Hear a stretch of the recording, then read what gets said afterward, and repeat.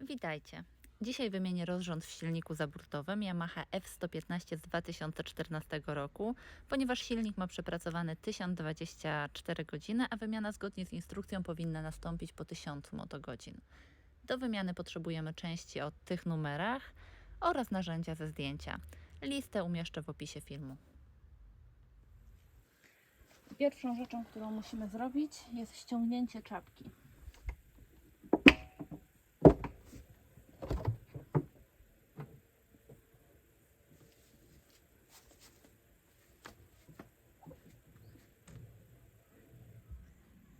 Przed przystąpieniem do jakichkolwiek prac warto zaopatrzyć się w manual, w którym rozpisane są wszystkie niezbędne informacje. I my dzisiaj będziemy wymieniali pasek rozrządu, będziemy również wymieniali napinacz, a dokładniej rolkę napinacza i sprężynkę napinacza. W instrukcji mamy też informację, z jaką siłą powinny być dokręcone śruby, ale tym będziemy zajmowali się później. Na kolejnej stronie mamy informację, że najpierw musimy odkręcić obudowę rozrządu. Następnie będziemy zajmowali się kołem magnesowym i tutaj mamy informację, że koło magnesowe jest dokręcone z siłą 190 Nm, czyli możemy się domyśleć, że jest to bardzo dużo. Na kolejnej stronie mamy informację, jakie jest dedykowane, polecane przez producenta urządzenie do odkręcenia koła magnesowego. My to zrobimy troszkę inaczej i za chwilę pokażemy jak. I kolejna, ostatnia strona pokazuje, w jaki sposób powinny być ustawione wałki rozrządu. Na wałkach rozrządu mamy takie strzałeczki, które muszą być ustawione dzióbkami do siebie. I tak to wygląda na żywym organizmie. W instrukcji mamy też informację, jak powinien być ustawiony wał i wał TDC na wale musi być ustawiony na znacznik. Teraz będziemy ściągali obudowę rozrządu. Potrzebujemy do tego nasadki 10 mm i mamy dwie śruby do odkręcenia.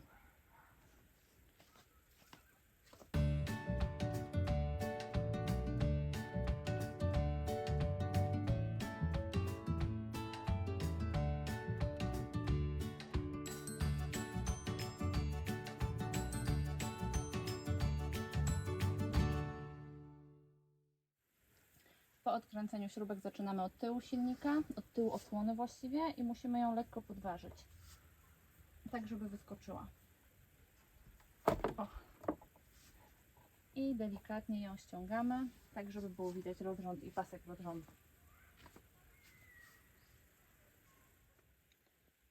Kolejnym etapem jest ustawienie silnika zgodnie z informacjami podanymi w instrukcji.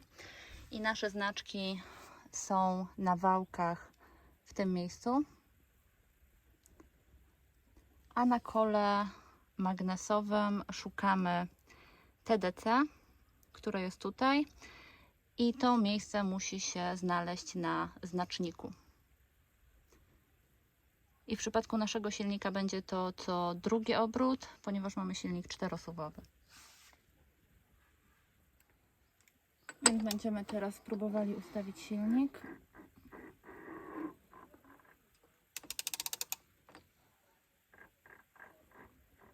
Nasze strzałeczki już się do siebie zbliżają.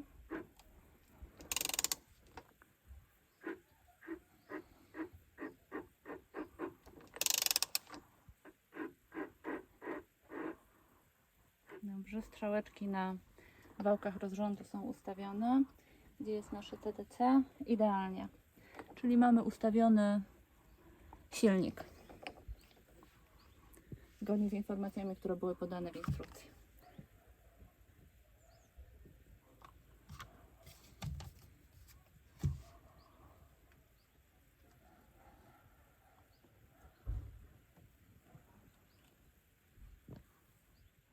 I jeszcze jedno ujęcie, tym razem z góry, w jaki sposób powinien być ustawiony silnik, czyli strzałki na wałkach rozrządu są skierowane do siebie, a nasze magiczne TDC, czyli górny martwy punkt na pierwszym cylindrze, jest na znaczniku.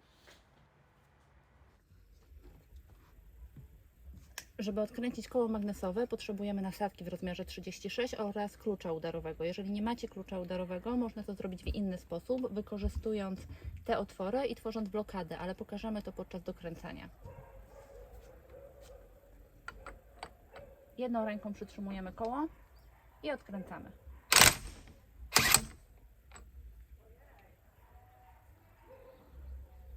Błyskawiczna sprawa. Ok, kolejnym etapem jest wyciągnięcie podkładki, więc ją wyciągamy i za chwilę będziemy używali ściągacza. Jeżeli ktoś będzie potrzebował ściągacza, to od środka wału do tych otworów mamy 33 mm.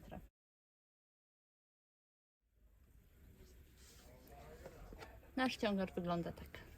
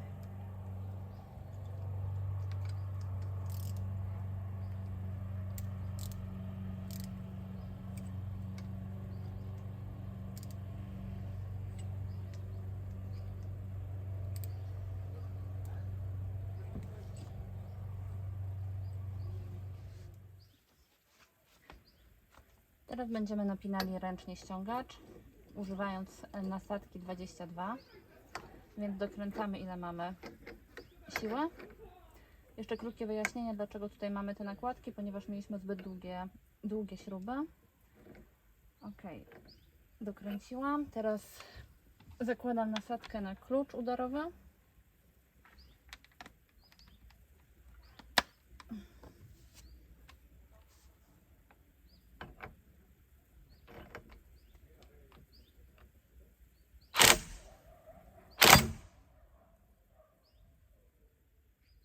Ok, koło zeskoczyło w błyskawicznym tempie.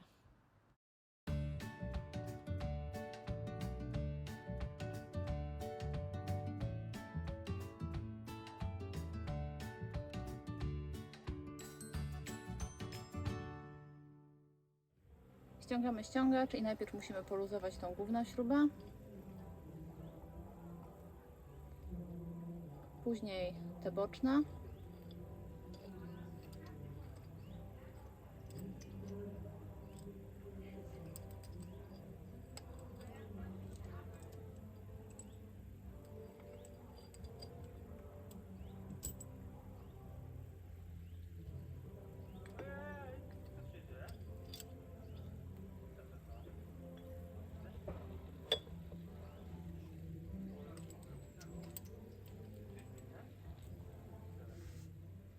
Ściągamy teraz koło magnesowe, uważamy na to, pamiętamy o tym, że w środku jest klin i uważamy na to, żeby nam nie spadł, więc koło wyciągamy idealnie do góry.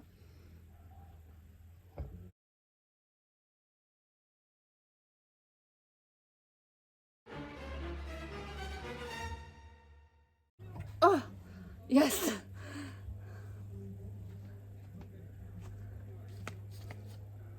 Po pokonaniu oporów magnesu i ściągnięciu koła magnesowego wyciągamy klin i odkładamy go w bezpieczne miejsce, ponieważ to jest bardzo ważna część.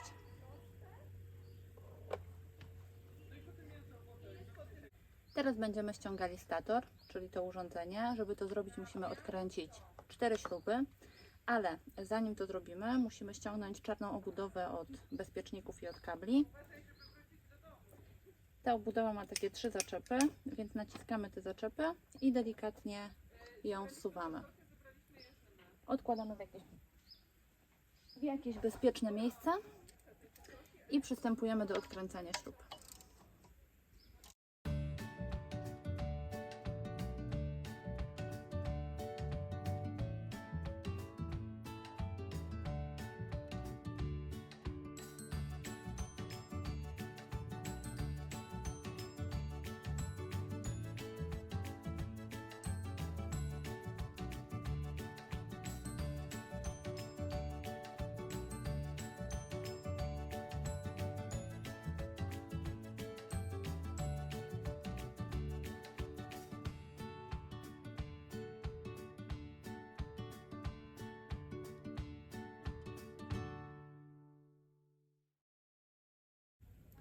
I stator odkładamy na chwilę tutaj. Żeby dostać się do paska rozrządu, musimy odkręcić 2 śrubki przy tej metalowej blaszce oraz odciąć trytytkę przy wężu z wodą. Więc odkręcamy śrubki.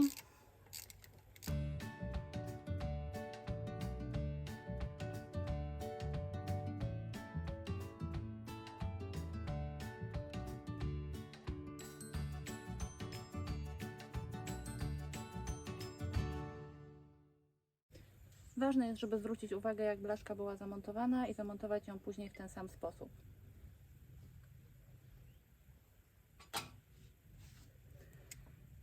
Trytytka w moim przypadku została odcięta wcześniej, więc już jej nie muszę odcinać.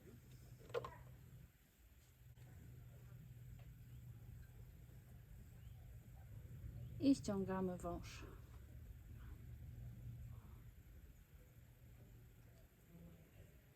W tym momencie jeszcze raz sprawdzamy, czy znaczniki na wałkach rozrządu są ustawione idealnie oraz sprawdzamy, czy znacznik, który znajduje się w tym miejscu, jest ustawiony dobrze. I w naszym przypadku wszystko jest ok, więc możemy teraz ściągnąć sprężynkę od napinacza i pomogę sobie kombinerkami. Więc chwytam sprężynkę. Ok. I teraz odkręcę rolkę. Mam klucz, mam nasadkę 14. Zgodnie z manualem mamy tutaj dokręcenie siłą 40 Nm, więc może to nie być takie łatwe.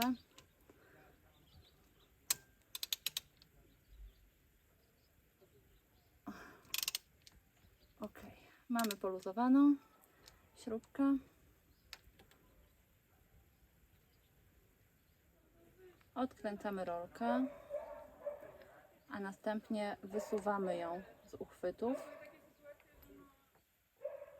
I w tym momencie mamy dostęp do paska, pasek stał się luźny.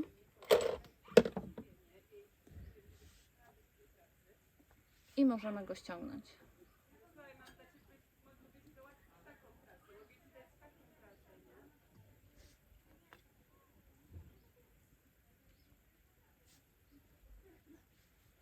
To jest nasz ściągnięty pasek.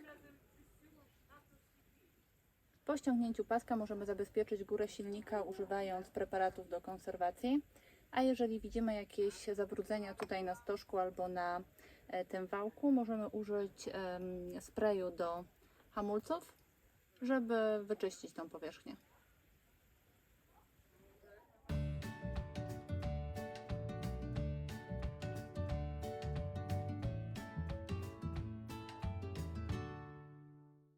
Teraz będziemy zakładali pasek rozrządu. Tutaj mamy jego numery. I pasek zakładamy od tyłu na tylną zębatkę. Przytrzymujemy mocno palcami. Naciągamy ten pasek. Umieszczamy w odpowiednim miejscu. Zębatki nam pasują, więc przesuwamy palcami po pasku.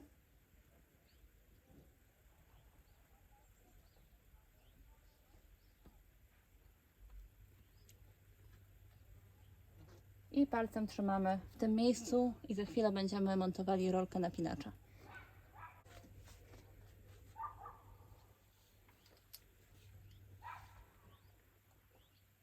Rolka napinacza trafia na bolec, jakkolwiek to brzmi.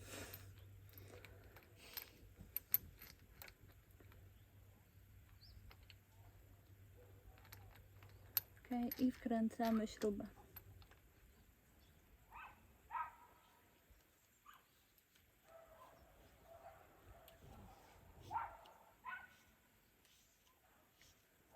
Po wstępnym przykręceniu rolki napinacza przesuwamy pasek rozrządu w jego miejsce robocze, ponieważ pracuje po dolnej stronie kół.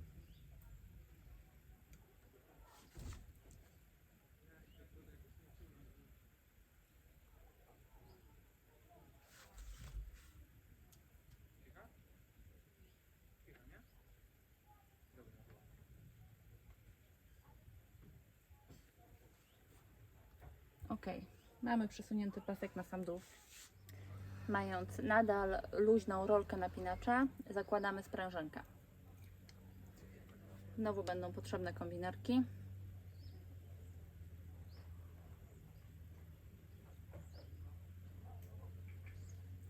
Przypchnę sobie troszkę. Ok, mamy sprężynkę. Sprawdzamy, czy znaczniki nam się nie przesunęły. Wszystko jest w porządku, więc możemy działać dalej. Teraz będziemy dokręcali śrubę od rolki napinacza i zgodnie z manualem numerek 11 śruba powinna być dokręcona z momentem 40 Nm. Więc mamy klucz i na kluczu ustawiamy 40 Nm.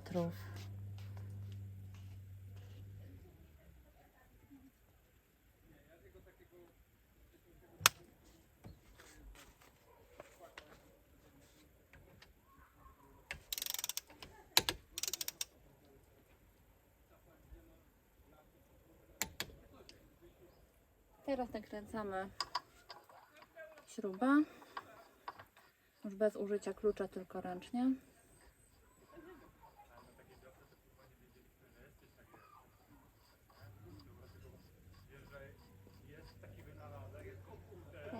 Nakładamy naszą nasadkę w rozmiarze 36 i będziemy przekręcali 2 razy, zrobimy dwukrotnie obrót, tak żeby sprawdzić, czy znaczniki znajdą się ponownie w tym samym miejscu, czy mamy dobrze ustawiony pasek.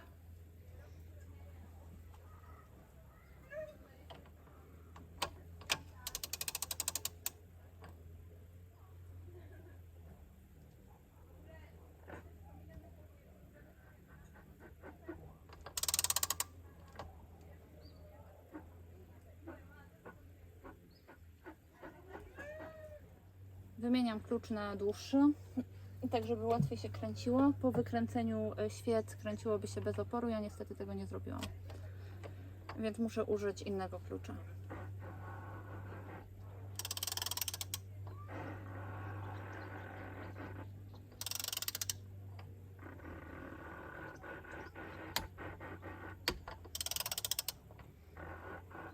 Zbliżamy się do 2 obrotów.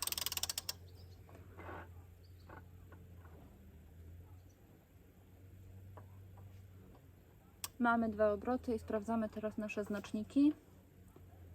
Tutaj mamy idealnie i tutaj też jest idealnie na środku. Czyli kręcimy jeszcze raz.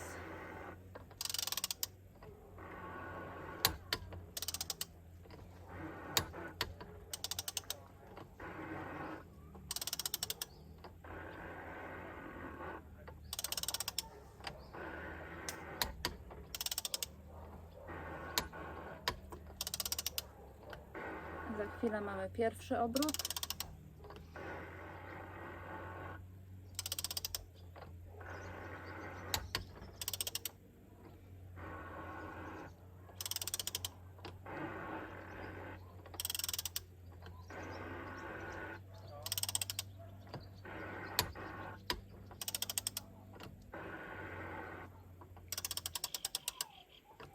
I za chwilę mamy drugi.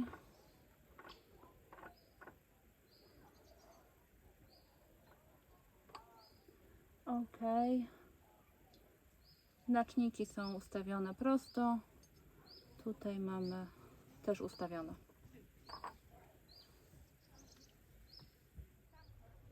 Zgodnie z instrukcją obsługi napięcie paska rozrządu wygląda następująco. Bierzemy taki oto bulbulator, nakładamy, przekręcamy w prawą stronę tak, żeby pasek z tej strony się napiął, a z tej strony się poluzował. Więc przekręcamy, przypychamy rolkę do siebie i teraz kluczem dokręcamy.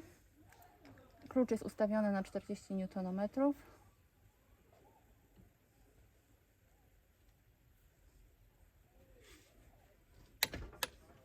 Ok, pyknęło, czyli mamy dokręcone. Ściągamy teraz nasz bulbulator. Kolejną rzeczą, którą musimy zrobić, to nałożyć wąż od wody. Za chwilę zamontuję tutaj trytytkę, tak żeby było jak oryginalnie. Teraz będziemy montowali blaszkę w takiej pozycji, w jakiej była, kiedy ją ściągaliśmy. Warto przed wkręceniem każdej śrubki użyć takiego preparatu, tak żeby nie było problemu za kilka lat, kiedy będziemy chcieli śrubkę odkręcić. Tym preparatem oszczędnie, tak żeby nam się tutaj rozprowadził po śrubie.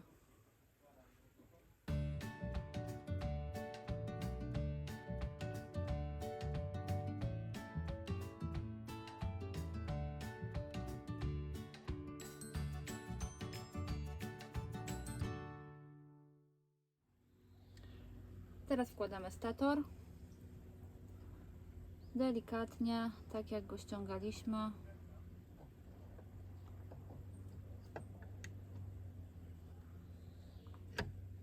Ok, wskoczył nam na odpowiednie miejsce, więc teraz wkładamy śrubeczki, delikatnie smarujemy smarem.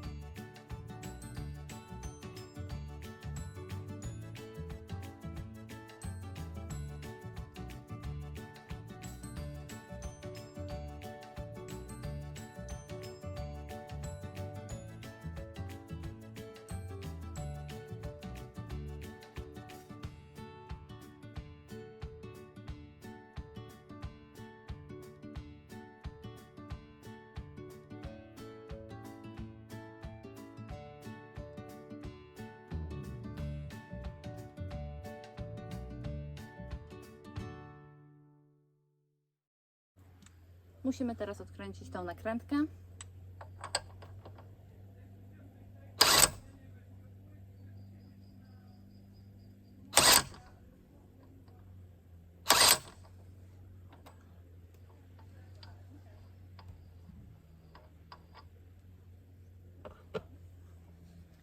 Zanim założymy koło, należy zrobić taki delikatny film olejowy, używając oleju silnikowego.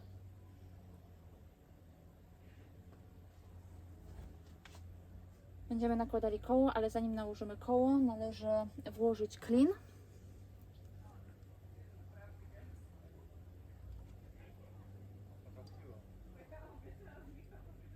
Więc wkładam teraz klin, tak żeby tutaj też był taki stożek, żeby łatwo się koło nałożyło.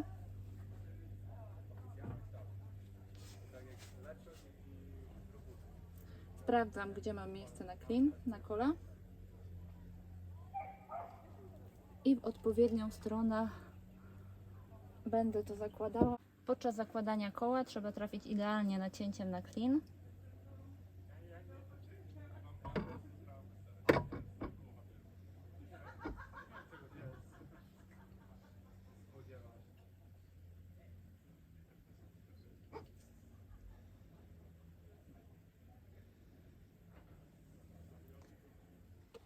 Kolejny etap to podkładka, później dokręcamy nasadkę.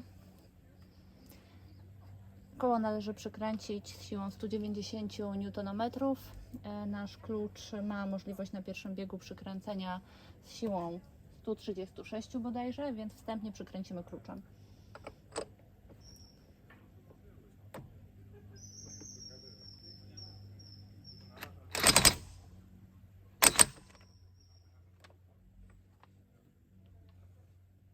Teraz przystępujemy do dokręcenia koła. Jeżeli nie macie klucza udarowego, możecie użyć takiego urządzenia. My skonstruowaliśmy to sami i pomoże nam to dokręcić koło, ponieważ musi być dokręcone z mocą 190 Nm, więc wkręcam na śrubki nasze urządzenie.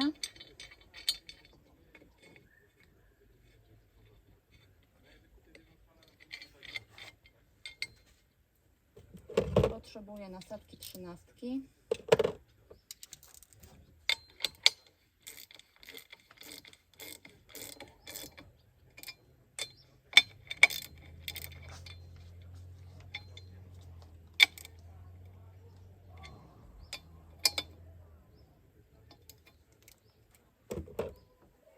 Manual mówi, że koło powinno być dokręcone z mocą 190 Nm, a na kole mamy informację, że powinno to być 198, więc ustawiliśmy klucz na 198 Nm i będziemy dokręcali.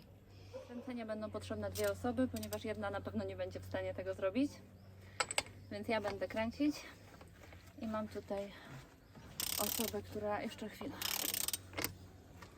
Czekaj. Teraz. I mamy 190 Nm. Jeszcze na pewno sprawdzę, czy jest. Mamy.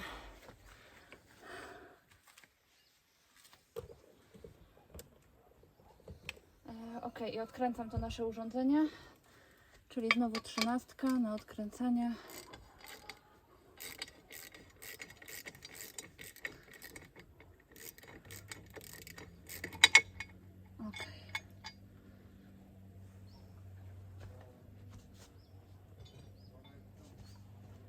Dobrym zwyczajem jest zrobić kreskę, żeby wiedzieć, czy coś się przypadkiem nie odkręciło.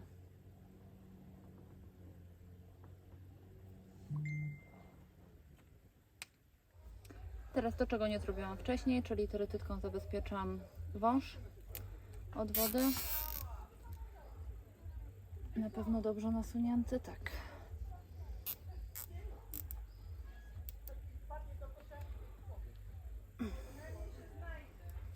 Ok. Ucinam nadmiar.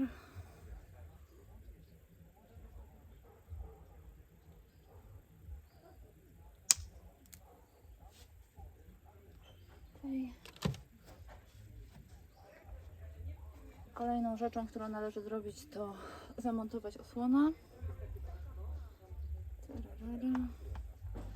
Czyli nasze 3 naczepy muszą znaleźć się we właściwym miejscu.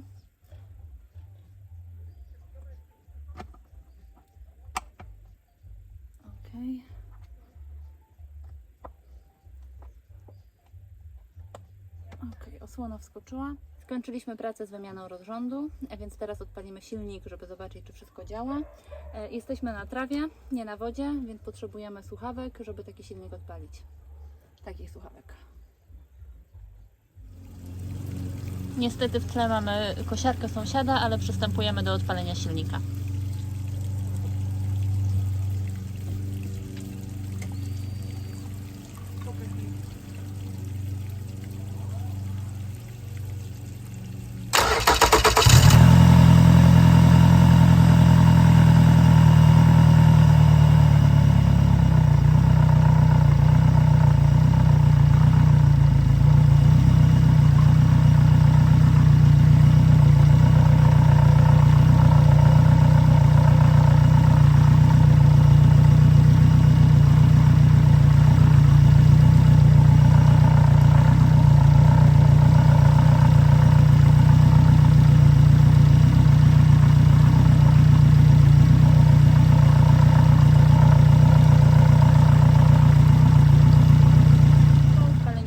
I sprawdzeniu, że wszystko jest ok, montujemy obudowę osłony rozrządu.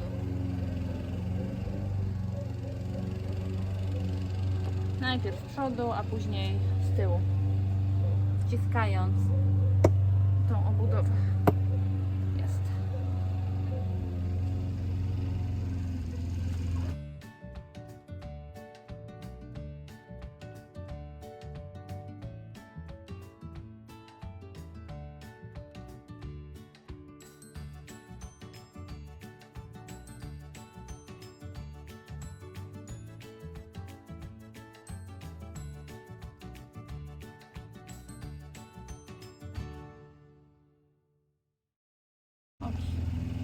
I nakładamy czapkę. I to jest koniec wymiany rozrządu na dzisiaj.